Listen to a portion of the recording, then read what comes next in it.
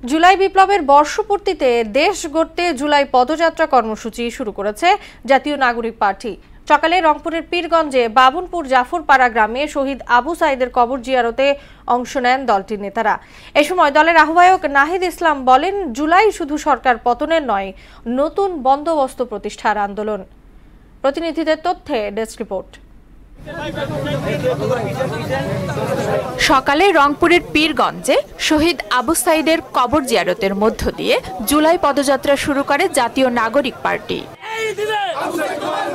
এ সময় এনসিপির আহ্বায়ক নাহিদ ইসলাম বলেন, দেশ গঠনের জন্য যে উদ্যোগ দরকার তার জন্যই জুলাই পদযাত্রা কর্মসূচি। স্বৈরাচারী ফ্যাসিবাদী সরকারের পতন ঘটিয়েছি, আমরা তার ব্যবস্থার বিলোপ চেয়েছি, কিন্তু যে একটা নতুন দেশ গড়ার জন্য যে উদ্যম দরকার, এখন যেই আমাদের গঠনের জন্য, রাষ্ট্র গঠনের জন্য আমাদের কাজ করা দরকার, সেই রাষ্ট্র গঠনের জন্যই আমরা মূলত এই জুলাই পদযাত্রা, যেখানে আমরা সারা বাংলাদেশের মানুষের সাথে, 64 জেলার মানুষের সাথে আমরা কথা বলবো, আমরা তাদের কথা শুনবো। পরে গাইবান্ধায় পথসভা ও পদযাত্রা করে এনসিপি। বিকেলে গাইবান্ধা পৌর পার্কের শহীদ মিনার চত্বরে সমাবেশে আহ্বায়ক নাহিদ ইসলাম বলেন, শুধু ক্ষমতা পরিবর্তনের জন্যই জুলাই আন্দোলন হয়নি, এবার তারা নতুন বাংলাদেশ গড়ার আন্দোলনে নেমেছেন বলেও জানান নাহিদ। শুধুমাত্র ক্ষমতার পরিবর্তনের জন্য এক দলকে সরিয়ে আরেক দলকে বসানোর জন্য কেউ রক্ত দেয় নাই, কেউ গণ অভ্যুত্থান করে নাই। নতুন দেশ এখনো গঠন হয়নি,